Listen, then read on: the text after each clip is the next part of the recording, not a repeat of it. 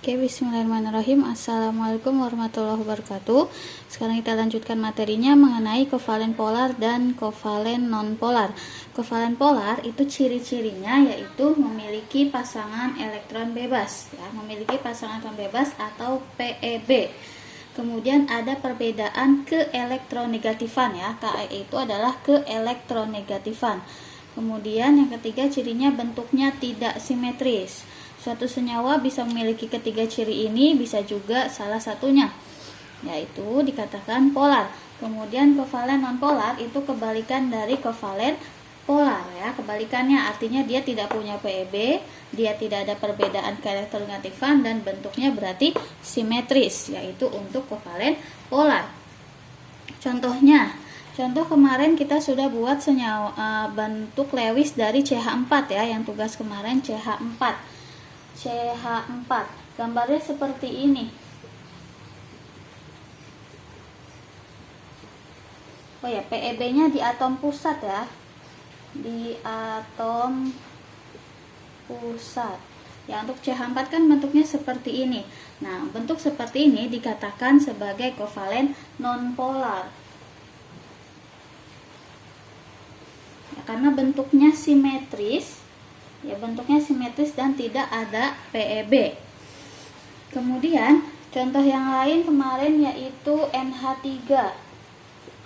Ya, NH3 N.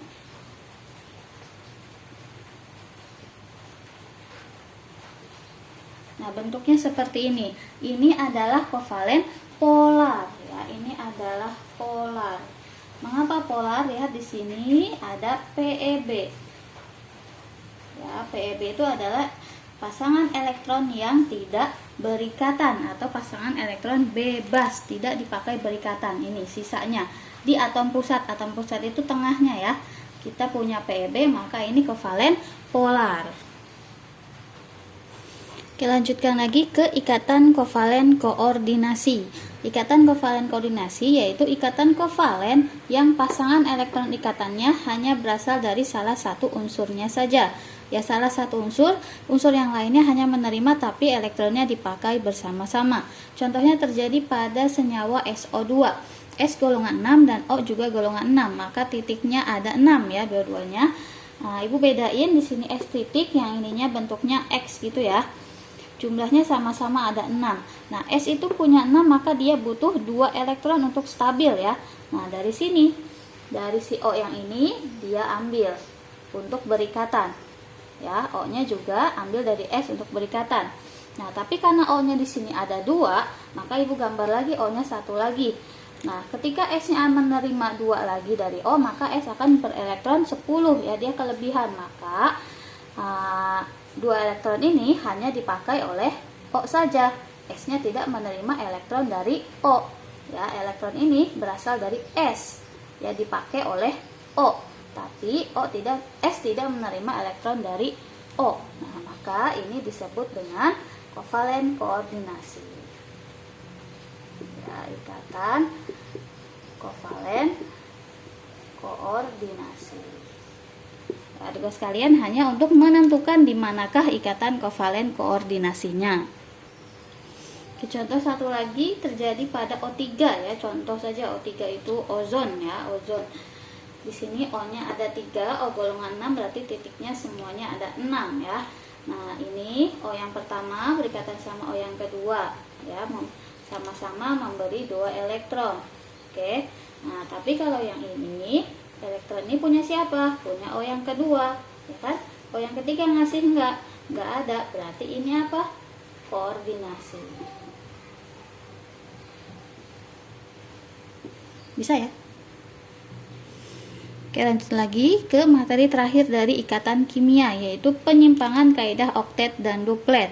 Kita tahu bahwa atom itu stabil ketika memenuhi aturan oktet dan duplet, ya. Oktet itu ketika punya 8, sedangkan duplet itu punya 2 elektron. Nah, tapi di alam ini ternyata ada beberapa senyawa yang tidak memenuhi kaidah tersebut. Artinya dia menyimpang dari kaidah oktet dan duplet. Contohnya, ya, ada beberapa, misalnya PCl5, BF3, XCF4 dan lain-lain. PCl5, kenapa dia menyimpang? P itu golongan 5, ya. P itu golongan 5, berarti dia punya 5 elektron valensi. Kalau punya 5 elektron valensi, berarti dia butuh berapa biar stabil? Butuh 3. Nah, tapi ternyata Cl-nya ada 5. Ya, Cl-nya ada 5. Berarti dia nerima berapa elektronnya? 10 ya. Dia punya 10 elektron si P-nya. Dia menyimpang dari oktet. Kemudian Bf3.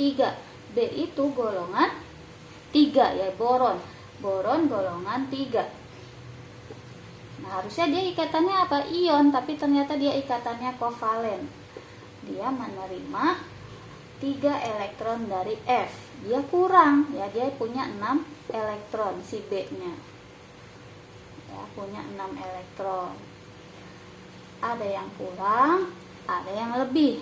Oke. Contoh lain, XeF4. Xe golongan berapa? Xe golongan 8 loh. Xe golongan 8 artinya dia punya 8 elektron valensi. Dia sudah stabil. Ya, dia sudah stabil, tapi dia dipaksa untuk berikatan dengan fluor. Ada 4 fluor.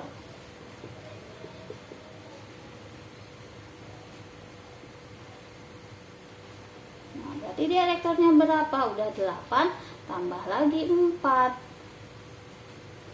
Berapa? 12 gitu. Jadi ini menyimpang dari kaidah oktet dan duplet ya, beberapa contohnya.